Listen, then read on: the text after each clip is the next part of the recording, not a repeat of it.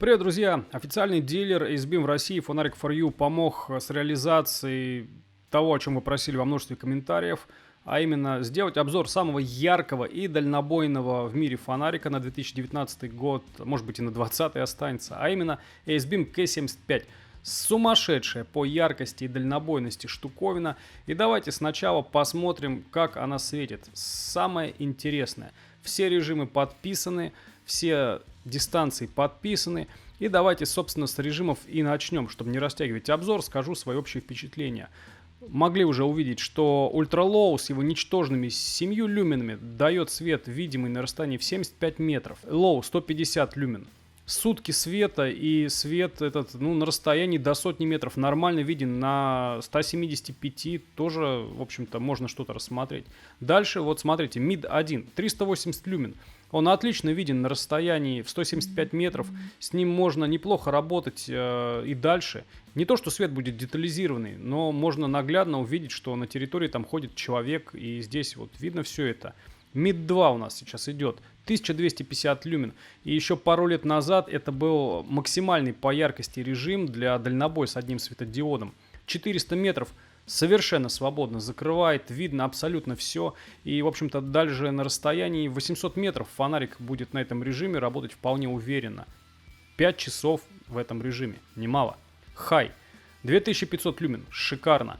Полностью стабилизированный, без просадок свет, который 2 часа работает. И какие мои общие впечатления, чтобы обзор не растягивать, скажу сразу.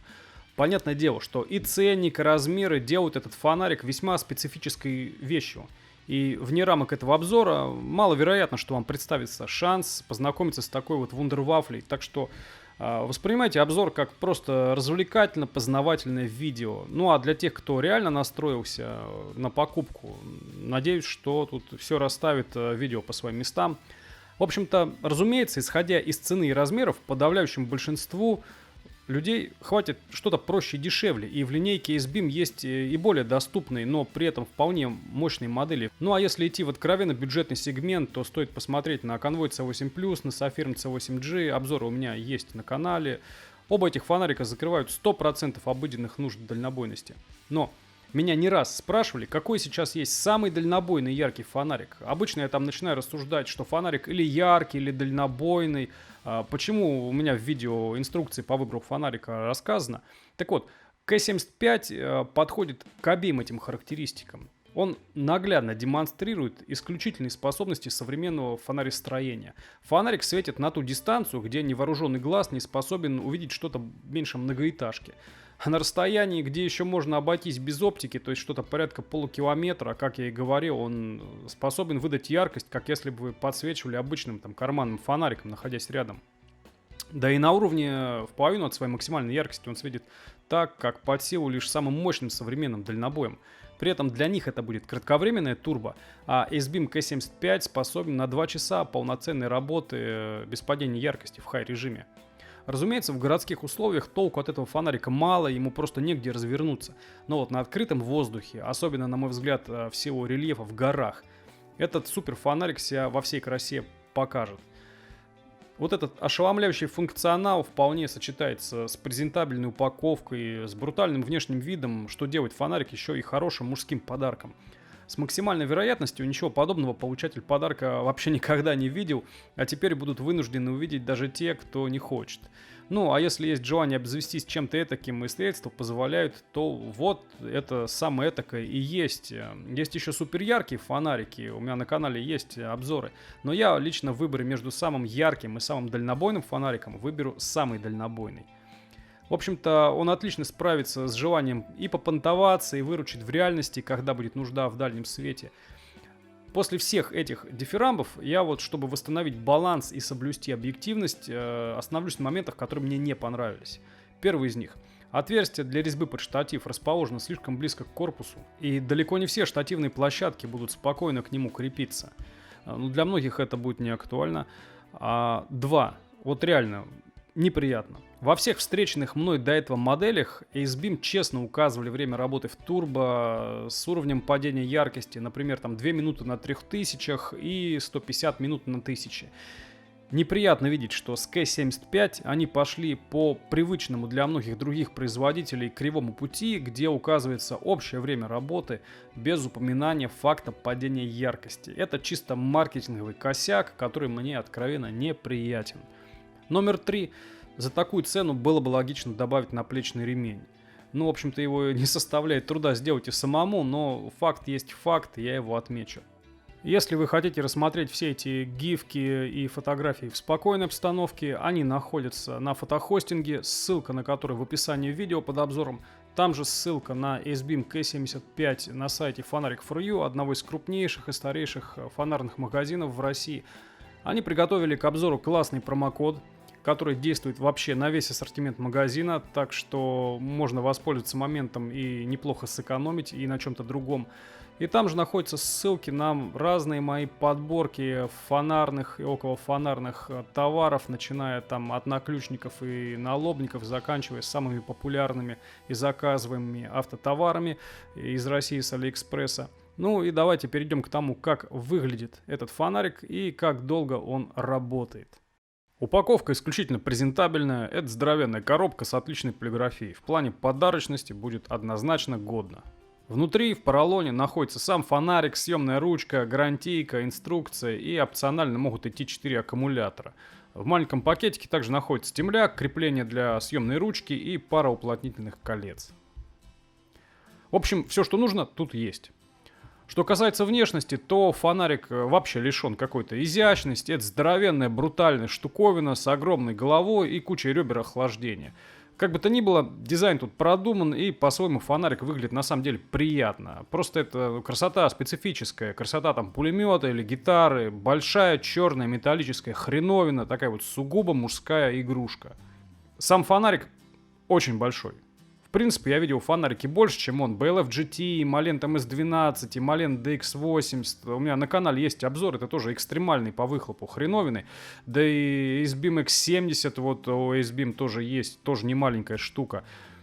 Автор англоязычного обзора любезно разрешил мне воспользоваться сравнительным фото, чтобы вы могли оценить, какого чудовищного масштаба достигают современные фонарики. Смотрите, диаметр ручки 53 мм, это ширина визитки, а высота К-75 218 мм. И вот BLF GT, он в половину длиннее него. И, в общем-то, сама та часть, в которой скрывается батарейный отсек, она сравнительно небольшая. Сравнительно головы, разумеется. Вот та вообще огромная. А иначе и быть не может для света с такой пробивной силой. Тут я оговорюсь, не беру в расчет фонарики типа V30 у AceBeam, где совершенно другой светодиод. Думаю, что конвой S2+, известен всем, и вы можете понять, насколько велик К-75, если в его голове этот S2 помещается безо всяких проблем. Проушины для темляка широкие, так что фонарик можно без проблем поставить свечой. Если открутить эту часть корпуса со стороны головы, хвостокрышка тоже откручивается, естественно, то получим стакан, внутри которого ожидаемое решение в виде кассеты на 4 аккумулятора.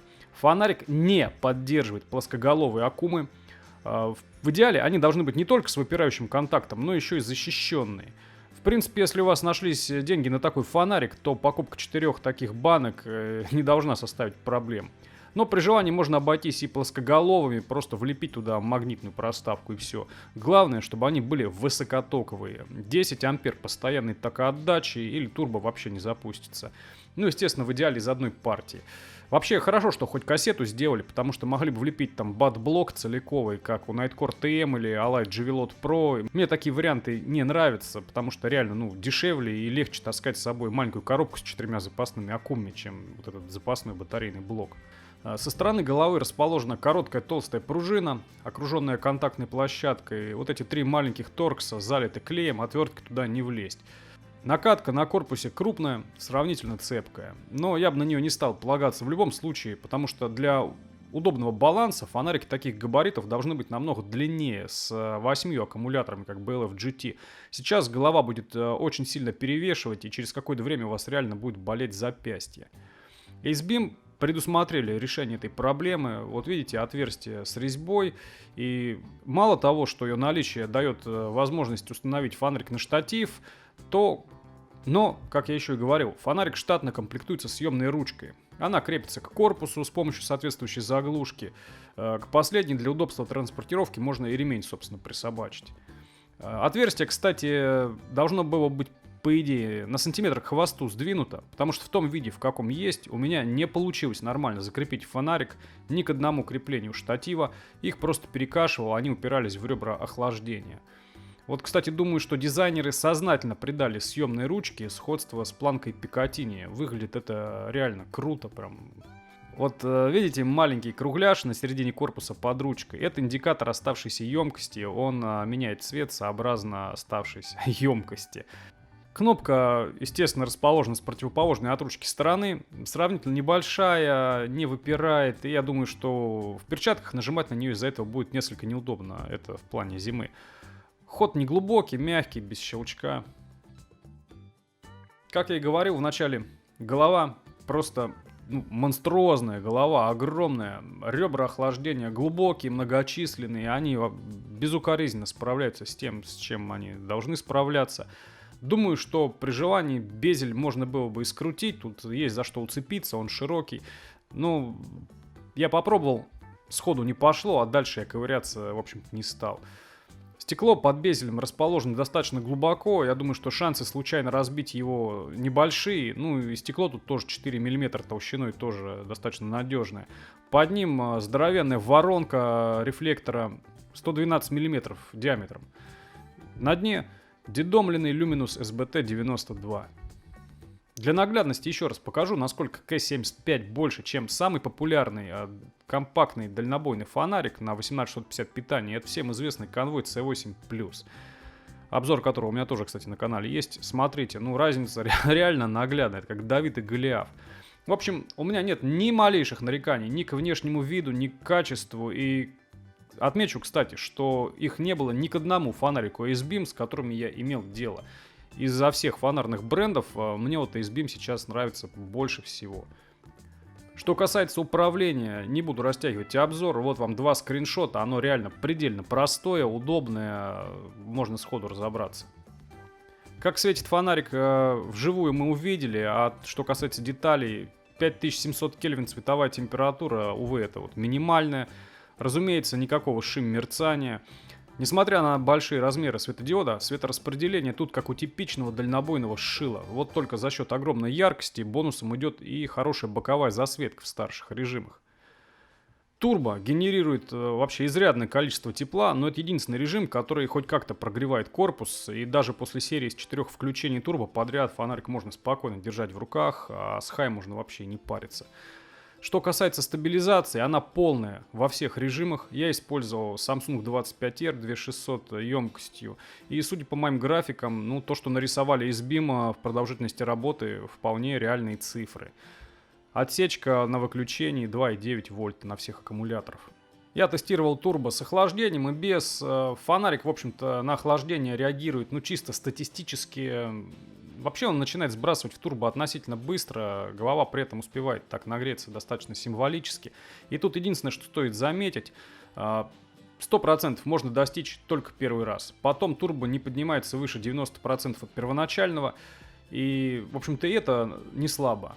И с одной стороны оно держится на одинаковой яркости постоянно, это хорошо. С другой стороны это не 100%, и я, в общем-то, рассчитывал на большую продолжительность работы.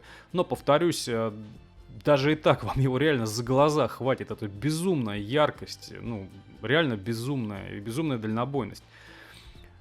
Как светит фонарик, я вам уже сказал.